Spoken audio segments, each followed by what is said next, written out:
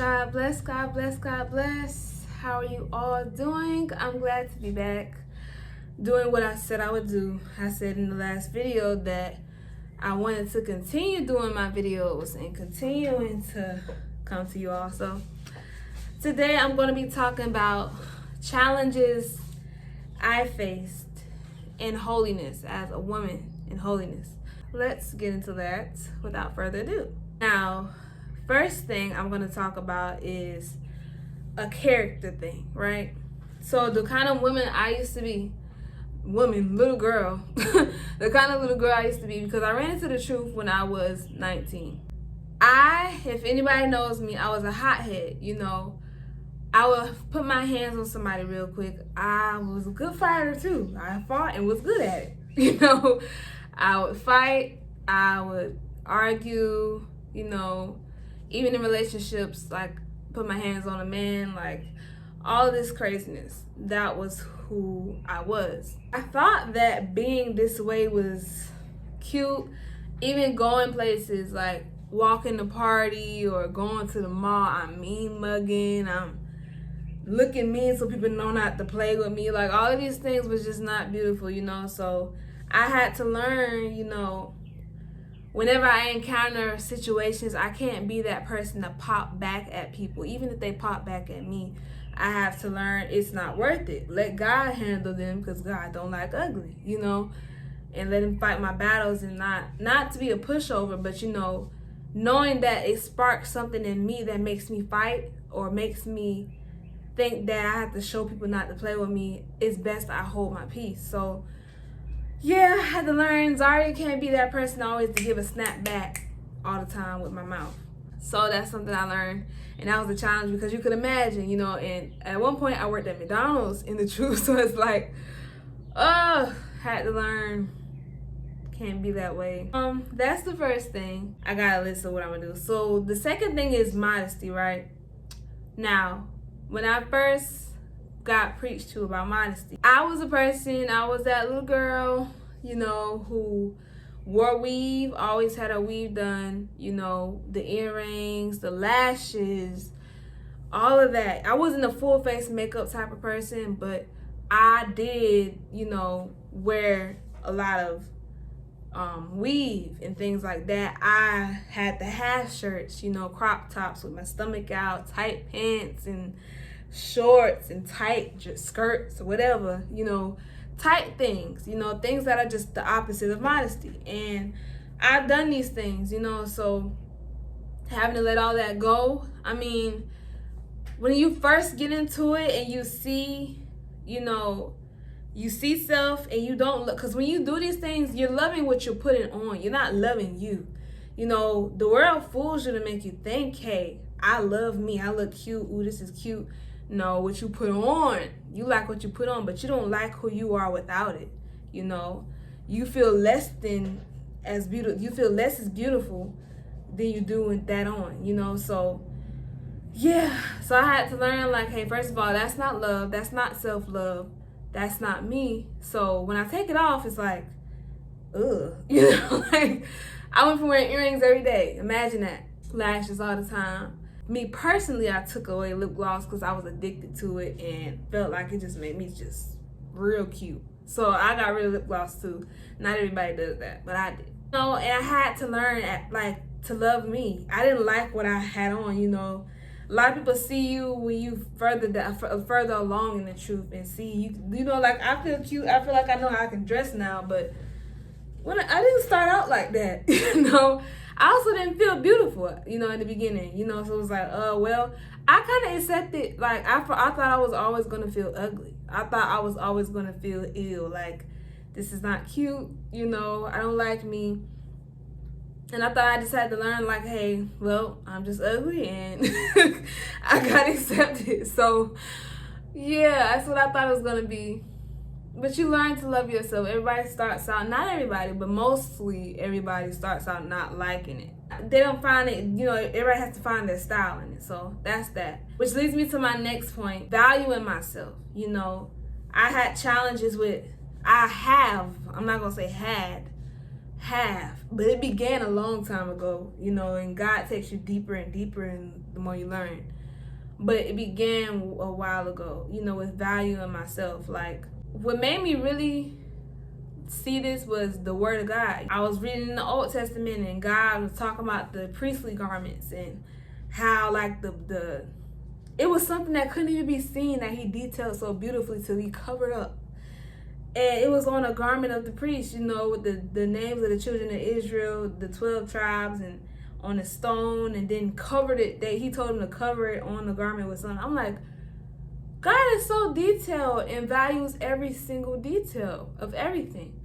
You know, I say that to say, with my head covering, I used to always take care of my hair and do my hair, you know, but when I started wearing the head coverings and I stopped taking care of my hair, you know, it's just ponytailed it up. I may have twisted it every now and again, but I stopped taking care of it really good, and that's not loving yourself, you know. So I took the time even this week, like, hey Zaria, like, and that's what I'm saying, I am coming into this still.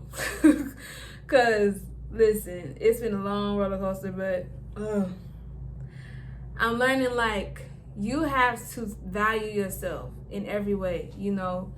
Take care of yourself, just as God cares for every little detail, even if it can't be seen. You know, my hair couldn't be seen under here, but I just took the time to twist it and everything like that. But I wouldn't do that every time, you know. So I just feeling, you know, that conviction lately, like, do better with that. I'll even wash it and then put it back in ponytail, cover it up, boom, do a bun in the back. Like, no, stop, sorry. Like, that can't go on, you know. So God is even teaching me now, because, you know, it's only one thing. You never really reach that point, like, yet. You have to get perfect of sooner or later. But yeah, like, it's a process, you know. I'm not gonna come to y'all like I got it. It's a learning process for me. So yeah, that's the thing that I face and faced. And if I'm being honest, this is another thing about my hair, you know. I did not like my natural styles, you know, because I always wore weave. I guess that's something I'm just realizing in this moment, you know. Like, a reason why I didn't value my hair is because I didn't love it, you know. I love my curls, but I don't like my curls on me. I don't feel like it fits my face. So it's like, I don't know. That's just something that I go through. And so I'm like, oh, well, I didn't really care for it. But now I'm like, okay, just like I had to learn to love the head covering and stuff, I got to find my style, you know, figure it out. Sorry, just figure it out. And yeah, so along the lines of valuing myself, this is something I learned from my brothers and my sisters. This kind of, let me see how the light will look without this, because like I was saying though, along the lines of valuing myself better, this is something I learned from my brother and my sister. My minister, actually, my minister Lee and my sister Titi. So they are two people who love scents, you know, like perfumes or body oils, stuff like that, to smell good. I always thought that was extra, you know, even though in middle school there was a point where I would spray heavily down like my stuff I would wear before I even put it on, so make sure I'm smelled all day like good. But then I grew out of that, and I feel like it was just extra, you know, like I didn't need to take that extra step. But I thought about it, you know, when I see a person like that, like, it makes you give an impression of you're a person who take care of yourself, that like that person cares about that detail of their life. And God is a God who cares about details. You know, the flowers smell good. Some flowers smell good. You know, he did even that. Even if you can't smell them or nobody finds out. There's some things we will never find out about this earth that smell good, you know, or have good things we don't know of. Even his wisdom. We don't know all of his wisdom, yet it's still there. So it's like, I ought to take care of myself the same way and value myself as he values us and as he values his belonging, which is earth, right? So that's something I thought of along the lines of modesty again, right? And a lot of things like that, because that's the biggest thing when a woman comes into the truth. Going through desiring to go back to wearing things that you wore before, or like feeling like it's way more beautiful or this and that. Yeah, that's the thing that many are gonna go through. Now, I didn't go through that as heavy, but I'm sure, I don't even remember, but it's something I thought to put down because I think that is important. You'll go through wanting to, feeling like it's appealing to the eye when you see people like that walk past, or you may see someone with those long braids or that frontal, you know, that tight dress on, that tight pants and all this stuff, and it may be appealing to you, you know, especially mostly it's at the first because you don't love yourself in modesty and holiness just yet, you know. You may not love it yet because when you first coming in, you're trying to find your style. But I say to you, just hold on, because for one, when you see people like that, they don't love themselves. They're loving what you're putting on. You know, you're not loving who you are. Imagine looking in the mirror, loving and feeling beautiful with your own eye color, not contacts, with your own eyes, without lashes, with your own eyebrows, not drawn on, with your own weave. Like, I put the ear because I was about to say earring. But without earrings. I used to feel like I was only beautiful with earrings. Like, without earrings, you know, with your own hair, without foundation, you know, feeling beautiful without tattoos, piercings, feeling beautiful with just this. That is self-love. So when you look at these things, don't look at it as appealing, because those people don't love themselves. They don't know, don't condemn them either, but they don't love them. It's not self-love. You know, you're loving what you're putting on, but when you take it off, you don't feel as beautiful anymore. You know, it's like it starts to make you empty of self-love, honestly. These things strip it away. So also just hold on when you're desiring to go back, because realize it's only because you may not love it yet. You know, it may be because you just don't love modesty just yet, and you don't come into it automatically loving yourself.